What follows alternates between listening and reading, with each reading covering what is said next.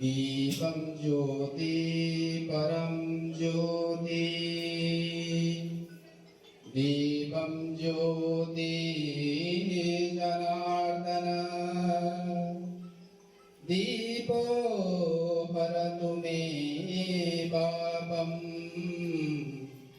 दीपज्योति नमस्तुते शुभं करतु कल्याणम् आरोग्यं सुखसम्पदा द्वेषबुद्धि विनाशाय आत्मज्योति नमस्तुते आत्मज्योति प्रदीप्ताय ब्रह्मज्योति नमस्तुते ब्रह्मज्योति प्रदीप्ताय गुरुज्योति नमोस्तुते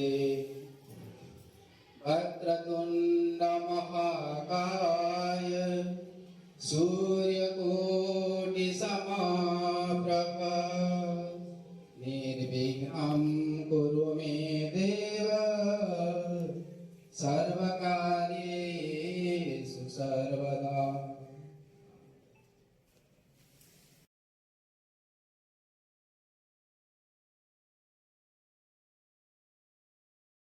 तत्व शिक्षक प्रशिक्षार्थी मैंने जाना पाई जेपरी खराब गुण को छाड़ी आम दिव्य गुण को अपनाइबा उचित मु छाड़ी आम आड़क अग्रसर होगा। एनईपी 2020 रे शिक्षार मुख्य उद्देश्य व्यक्तित्वर विकास शिक्षा को व्यक्ति को सचेतन और सुज्ञानी दायित्वशील समाज प्रति निष्ठावान करे। एहीपरि शिक्षा व्यक्तिर निज परिचयर साक्षात्कार कराई थाए और समाज रे सहयोग संवेदनशीलता और सत्यनिष्ठार भाव सृष्टि करे। आरपी महोदय व्यक्तित्वर विकास रे भारतीय और पाश्चात्य दृष्टिकोण किपरि अलगा ताहा पुंखानुपुंख आलोचना करिथिले। भारतीय दृष्टिकोण रे व्यक्तित्वर विकास आत्मा धर्म और आदर्श उपरे आधारित।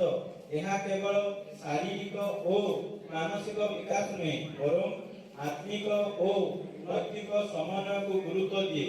भारतीय जीवन दृष्टि लक्ष्य होछि मोक्ष बा स्वयं साक्षात्कार जेउथिरे सत्य धर्म शांति प्रेम और अहिंसा भली मूल्यबोध विकसित हुए। शिक्षा को एठारे जीवन और आत्मज्ञान पाई एक माध्यम बोली गणा जाए। अन्यपटे पाश्चात्य व्यक्तित्व विकास वैज्ञानिक और मानसिक आधार निर्मित। भारतीय दृष्टिकोण आत्मकेन्द्रित और आदर्शमूलक थिबा बेले पाश्चात्य पदार्थ केन्द्रित और वास्तववादी अटे।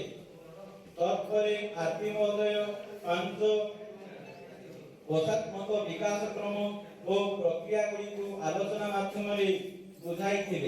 पंचकोशात्मक समग्र विकास भारतीय दार्शनिक चिंताधारार एक गुरुत्वपूर्ण अंश जेउंटी व्यक्तिर उन्नति को 5 मूल दिगरे व्याख्या करा जायछि।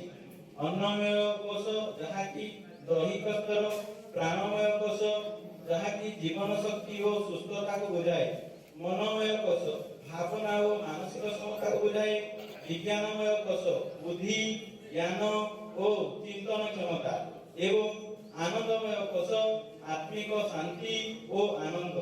यही 5 कोश मिसी एक संपूर्ण मानव जीवन भित्ति गढ़े। यही पारंपरिक भित्ति को नूतन शिक्षा नीति 2020 आधुनिक शिक्षा प्रणाली सह समांतर करिछि। तत्परे आरपी महोदय समग्र विकास संबंध में सम्यक धारणा देइथिले। व्यक्तिर विकास करबा सह मुक्तिर दिशारे आगको बढ़िबा ही शिक्षार उद्देश्य।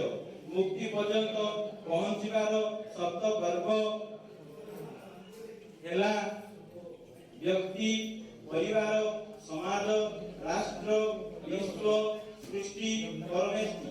व्यक्तित्वर व्यष्टि ठारू आरंभ करी समष्टि सृष्टि और परमेष्टि साक्षात्कार पर्यंत ଶ୍ରଦ୍ଧା ଓ କର୍ମ ଆଧାରରେ ବିକାଶ କରିବା ହିଁ ସମଗ୍ର ବିକାଶ।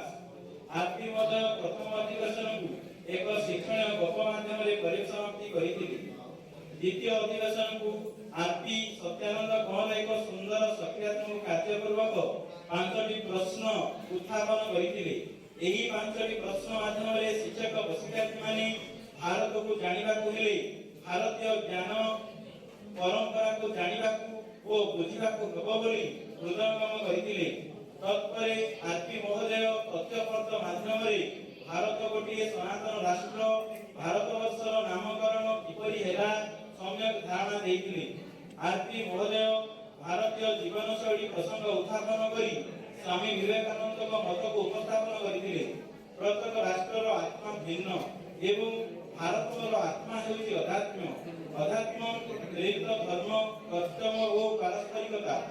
ଧର୍ମାନୁମୋଦିତ ସଂସ୍କୃତି ହେଉଛି ଜୀବନ ମୂଲ୍ୟ ଓ ସଂସ୍କୃତି ପ୍ରେରିତ ସଭ୍ୟତା ତଥା ପରମ୍ପରା ଗୁଡ଼ିକ କାଳକ୍ରମେ ସଂସ୍କାରିତ ଭାରତୀୟ ଜୀବନଶୈଳୀରେ ପରିଣତ ହୋଇଯାଇଛି, ଯାହାକି ସମଗ୍ର ବିଶ୍ୱ ପାଇଁ ଏକ ଉଦାହରଣୀୟ ଓ ଅନୁସରଣୀୟ ମଧ୍ୟ। ତତ୍ପରେ ଆର୍ପି ମହୋଦୟ ପୁରୁଷାର୍ଥ ଚତୁର୍ଥ, ଆଶ୍ରମ ବ୍ୟବସ୍ଥା, ପରିବାର ବ୍ୟବସ୍ଥା, ଷୋଡ଼ଶ ସଂସ୍କାର, ପଞ୍ଚ ମହାଯଜ୍ଞ, ଭାରତୀୟ ଶିକ୍ଷା ବ୍ୟବସ୍ଥା, ଭାରତରେ ବିଜ୍ଞାନ ପରମ୍ପରା ପ୍ରସଙ୍ଗର ସମ୍ୟକ ଧାରଣା ଦେଇଥିଲେ। ଏହି ଅଧିବେଶନରୁ ଗୁରୁକୁଳ ବ୍ୟବସ୍ଥା ଯୁଗୋପଯୋଗୀ କରାଇ ଗୁରୁକୁଳ ବ୍ୟବସ୍ଥାର ମୂଳଭୂତ ତତ୍ତ୍ୱ ଆଧାରିତ ପଦ୍ଧତିର ବିକାଶ କରାଇ ପାରିଲେ ଆମର ଜାତୀୟ ଶିକ୍ଷାନୀତିରେ ଅପେକ୍ଷା କରାଯାଇଥିବା ଲକ୍ଷ୍ୟ ସାଧିତ ହେବା ସହ ଉପଯୁକ୍ତ ବ୍ୟକ୍ତିତ୍ୱର ନିର୍ମାଣ ମଧ୍ୟ ହୋଇପାରିବ, ଯାହାଦ୍ୱାରା ଭାରତ ବିଶ୍ୱଗୁରୁ ହେବା ସହ ବିଶ୍ୱ କଲ୍ୟାଣର ମାର୍ଗ ମଧ୍ୟ ପ୍ରଶସ୍ତ ହେବ ବୋଲି ନିଷ୍କର୍ଷ ବାହାରିଥିଲା।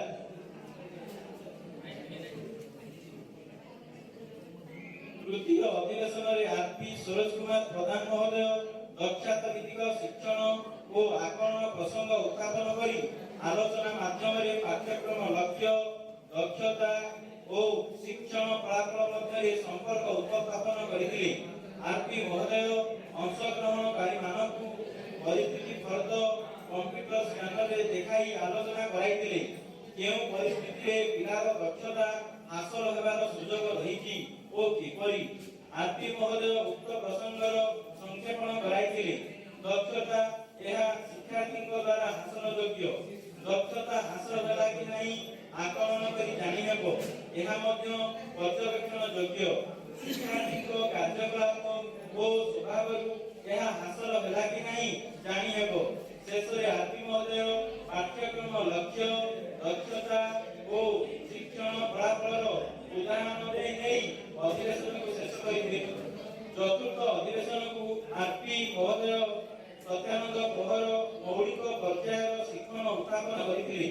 ପ୍ରଶ୍ନୋତ୍ତର ଓ ଆଲୋଚନା ମାଧ୍ୟମରେ ଅଂଶଗ୍ରହଣକାରୀମାନେ ନିପୁଣ ଓଡ଼ିଶା ଅନ୍ତର୍ଗତ ନିଆଯାଇଥିବା ପଦକ୍ଷେପ ଗୁଡ଼ିକୁ ଜାଣିପାରିଥିଲେ। ତତ୍ପରେ ତଥ୍ୟପତ୍ର ଆଲୋଚନା ପ୍ରକ୍ରିୟା ମାଧ୍ୟମରେ ଓଡ଼ିଶା ପାଠ୍ୟକ୍ରମ ରୂପରେଖ 2025 ଓ ମୌଳିକ ପର୍ଯ୍ୟାୟର ପାଠ୍ୟପୁସ୍ତକର ବୈଶିଷ୍ଟ୍ୟ, ଶ୍ରେଣୀଭିତ୍ତିକ ଧାରଣାରୁ ମଧ୍ୟରେ ସଂଯୋଗ ସ୍ଥାପନ, ପଞ୍ଚପଦୀ ଶିକ୍ଷଣ ପ୍ରକ୍ରିୟା ଓ ଆକଳନ ପ୍ରସଙ୍ଗ ଉପସ୍ଥାପନ କରିଥିଲେ। ଶେଷରେ ଏହି ଅଧିବେଶନରେ ଆମେ କେଉଁ ସବୁ ବିଷୟରେ ଆଲୋଚନା କଲେ ଧାରଣା ଦେଇ ସଂକ୍ଷେପଣ କରିଥିଲେ। ସର୍ବଶେଷରେ ସମସ୍ତଙ୍କୁ ଧନ୍ୟବାଦ ଦେଇ ଦ୍ୱିତୀୟ ଦିବସର ପ୍ରବୋଧନ ଶିକ୍ଷକ ପ୍ରଶିକ୍ଷଣ ଶିବିରକୁ ଆର୍ପି ମହୋଦୟ ସାଙ୍ଗ କରାଇଥିଲେ। ଗ୍ରୁପ ନମ୍ବର 2 ପଞ୍ଚକୋଶାତ୍ମକ ବିକାଶକ୍ରମ ପ୍ରକ୍ରିୟା ଓ ବିକାଶ ଉଦାହରଣ।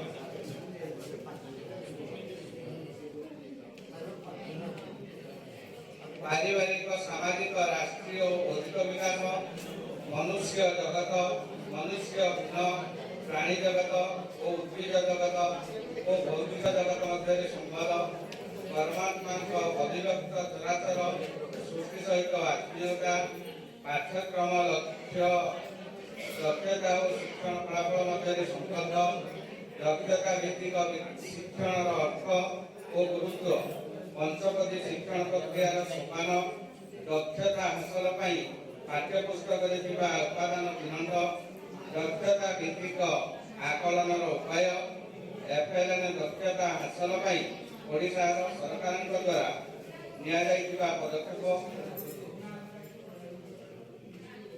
OCF 2025 ଓ ମୌଳିକ ପର୍ଯ୍ୟାୟର ପାଠ୍ୟପୁସ୍ତକ ମଧ୍ୟରେ ସମ୍ପର୍କ ନୂତନ ପାଠ୍ୟପୁସ୍ତକର ବୈଶିଷ୍ଟ୍ୟ ଚିହ୍ନଟ ଶ୍ରେଣୀ ପରିଚାଳନାରେ ପଞ୍ଚପଦୀ ଶିକ୍ଷଣ ପ୍ରକ୍ରିୟାର ପ୍ରୟୋଗ କରିବ।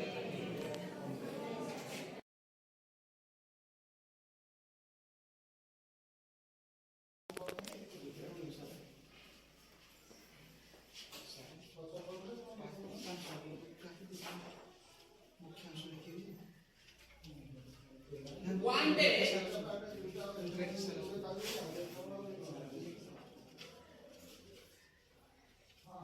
Bola went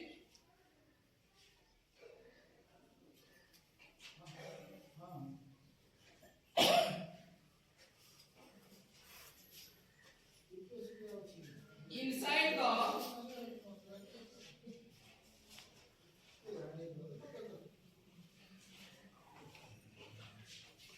nearby jungle.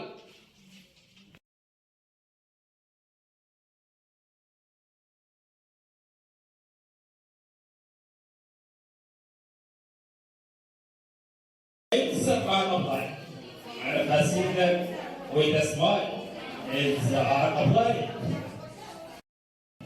아노라군다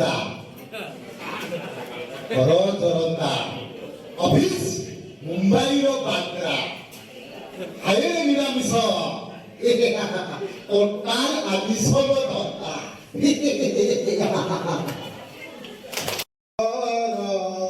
기티여후에 헛것헛것 남의 걸어 얼레이 걸어 기티여후에 헛것헛것 성야시 사제 열어내다 먹고 다니고 흘라이 기니까 어라보다리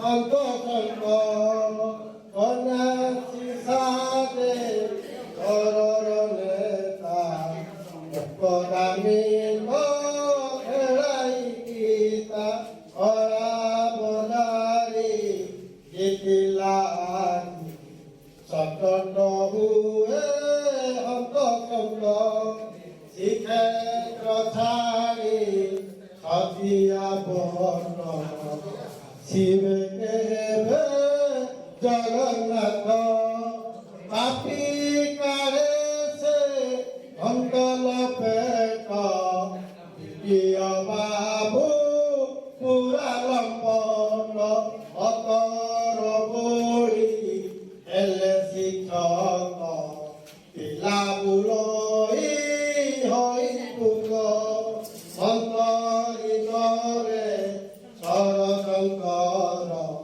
পঁচিশি সঙ্গে নরে সাগর শ্রীক্ষেত্র ছাড়ি ছতিয়া গোট আসিব কেবে জগন্নাথ